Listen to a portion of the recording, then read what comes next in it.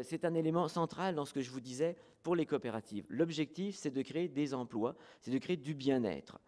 Alors que les magasins, les Northern, qu'on trouve dans les villages, qui sont les concurrents des coopératives, pour la plupart, emploient peu d'Autochtones, peu d'Inuits. C'est un grand débat, hein. Il y a des Inuits qui sont très fâchés contre ça, et à juste titre. Moi, j'ai rencontré des entrepreneurs, notamment des gens des Northern, qui disaient moi, jamais j'engagerai un autochtone si je peux trouver un blanc à la place. Ces gens-là font venir des travailleurs de l'extérieur parce qu'ils vont trouver qu'ils sont plus efficaces. Rien ne le prouve. Mais c'est des préjugés, et c'est intéressant quand on pense que, soi-disant, les entrepreneurs sont seulement motivés par la rationalité économique. On se rend compte qu'il y a en fait des entrepreneurs qui sont des fois motivés par une rationalité, on pourrait dire subjective, voire raciste, puisque dire je n'engagerai jamais un autochtone, c'est faire preuve de mauvais sens des affaires, parce que les autochtones, ils sont là. Et les blancs, il faut les faire venir. Le blanc, il va repartir, on le forme et il repart. Donc et c'est pour ça que la coopérative a un rôle central dans la création des rapports sociaux par rapport à une entreprise comme le Norton, qui est une entreprise capitaliste. Si vous regardez le nombre l'évolution du chiffre d'affaires, il a été multiplié par 100 au cours des 50 dernières années, donc toujours en termes de production de richesse, en termes de croissance, les coopératives sont comparables à la Chine. Par contre, il va y avoir des événements politiques qui vont interférer dans le développement des coopératives. C'est la Convention d'Abbé-James et du Nord québécois, et pour les NASCAPI, la Convention d'Abbé-James est du nord-ouest. Ça va faire en sorte que on va créer un gouvernement régional, enfin une administration régionale, KRG, Kativik Regional Government, ou l'administration Kativik, qui vont d'une certaine manière agir comme un État. Ils donnent des services au nom de l'État, et ils vont créer des emplois pour donner ces services.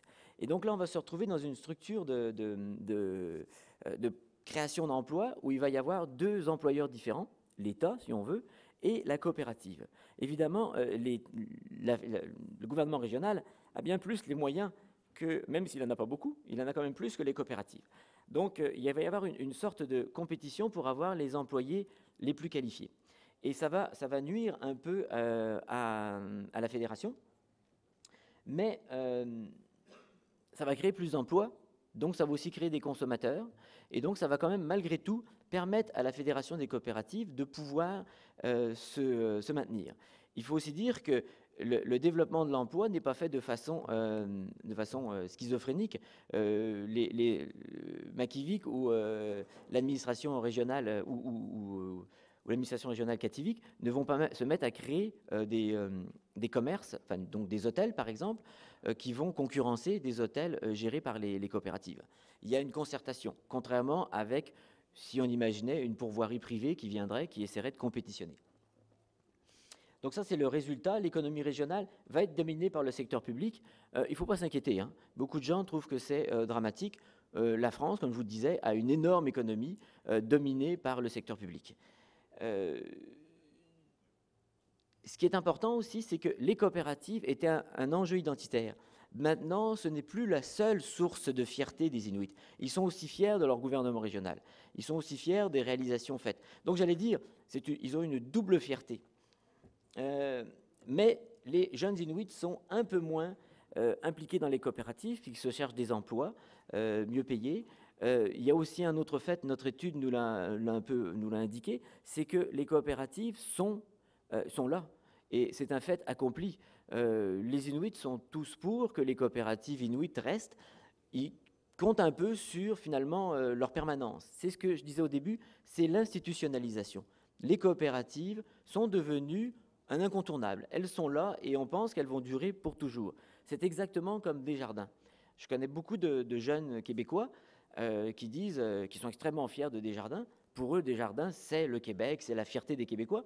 Et si on leur demande où est-ce qu'ils ont leur compte bancaire, ils disent « Ah, ben moi, je suis à la Banque Royale parce que ça coûte un peu moins cher que d'être chez Desjardins. » Donc, c'est exactement la même chose. On en est fiers, mais des fois, on n'a pas ce réflexe de s'investir.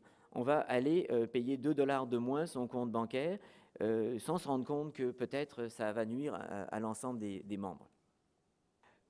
Aujourd'hui, donc, rappelons des chiffres que vous connaissez, hein, qui sont très positifs pour les communautés autochtones. Ce sont le Nunavik subit un boom démographique. Ça veut dire qu'il va y avoir énormément de choses qui vont se passer. Les économistes qui sont toujours négatifs, en ce moment, vous les entendez, ils n'arrêtent pas de nous parler de la crise, et plus nous en parlent, plus finalement, les sociologues disent que les faits n'existent pas, les faits ne sont pas vrais, ils n'ont que des conséquences vraies. Dites à une société qu'ils sont trop endettés, qu'il faut arrêter qu'ils empruntent, eh bien, ils vont arrêter d'emprunter, et ça va être la crise que prédisent les économistes. Donc les économistes disent qu'il faudrait augmenter par 300% le nombre d'emplois pour satisfaire tous les emplois des jeunes. Il faut aussi dire que la croissance des emplois au Nunavik ne profite pas uniquement aux Inuits, et elle a tendance à profiter davantage aux non-Inuits. Évidemment, vous le savez, les enseignants viennent du Sud, les infirmières, un certain nombre d'emplois qualifiés sont pratiquement réservés aux non-autochtones du fait que les gouvernements régionaux, les municipalités, doivent fournir des services au nom des gouvernements. Et ces gouvernements mettent des normes, des barrières, on pourrait dire institutionnelles, qui limitent la capacité des jeunes Inuits à occuper des emplois. Pour l'instant, on va dire qu'ils n'ont pas les qualifications, donc ils ne peuvent pas les occuper. Vous ne pouvez pas être enseignant si vous n'avez pas un minimum de formation. Pourtant, au Québec, dans les années 1920-1930, où il y avait un grand besoin de main-d'œuvre, pour être institutrice, pour être enseignant à l'école primaire, il n'y avait besoin d'aucun diplôme, il suffisait d'être une jeune personne non mariée, parce qu'on voulait que vous soyez dédié à vos enfants, et vous aviez un emploi. Par contre, faire ce même genre d'ouverture à une autre expertise, par exemple les aînés, dire que, et que ça soit systématique, est beaucoup plus difficile. Donc, les profits retournent davantage dans le Sud. En fait, les estimations sont que 80% que les argents investis par le gouvernement au Nunavik retournent directement dans le reste de la société canadienne, donc sont dépensés à l'extérieur. En 2000, quand je faisais ma thèse de doctorat, on estimait que 50% des revenus disponibles au Nunavik étaient capturés, comme on dit en économie, c'est-à-dire pris par le 10% de la population non autochtone. C'est, d'un point de vue statistique, un régime post-colonial ou néocolonial, quand une toute petite partie de la population obtient la majorité des revenus et que cette population n'est pas autochtone, n'est pas de la région.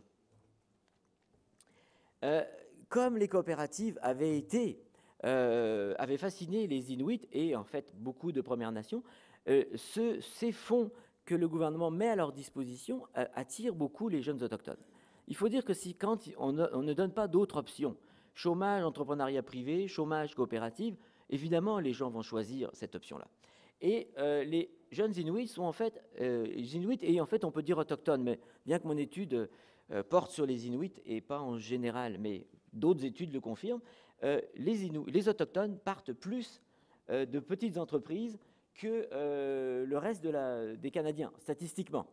Ils sont souvent extrêmement successful, pour dire en anglais. Ils réussissent. Bien sûr, il y en a qui font faillite. Mais comme je vous l'ai dit, un professeur d'économie vous dirait « faites faillite ». Quand vous vous relèverez, vous ferez encore mieux que la première fois. Alors, la question des sociologues, c'est est-ce que cette émergence de l'entreprise privée va tuer ce que j'ai appelé l'Inuit Way, c'est-à-dire est-ce que l'entrepreneuriat privé va faire concurrence à la coopérative?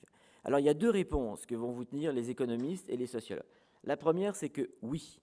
Oui, il y a des gens qui pensent que l'économie de marché est l'horizon collectif, que un jour tout le monde va devenir, que tous les services, tous les biens nous seront fournis par l'entreprise privée et que c'est tant mieux, disent ces gens, parce que finalement l'entreprise privée est plus efficace que l'État, l'entreprise privée est plus efficace que les coopératives parce que la recherche du profit fait que l'imagination va faire qu'on va trouver de nouvelles solutions, de nouveaux produits à vendre, qu'on va arrêter de gaspiller de l'argent comme fait l'État. Et c'est le discours que l'on retrouve au Québec, que l'on retrouve au Canada, que l'on retrouve en Europe. On nous dit il faut dégrossir l'État. Dégrossir l'État, ça veut dire quoi? Ça veut dire supprimer une partie des services que l'État rend pour les transférer à l'entreprise privée. Alors, ce qu'on appelle en fait, c'est un peu ce que l'on dit, c'est que l'économie, finalement, disent les économistes, l'économie n'est pas nationale, l'économie n'est pas culturelle, l'économie est un concept international, universel, et l'économie a des règles que tout le monde doit respecter si on veut être prospère. C'est un peu ce qu'on a imposé à l'Europe, à la Grèce, à l'Italie, voire à la France, des pays qui ne sont pas suffisamment performants, pense-t-on.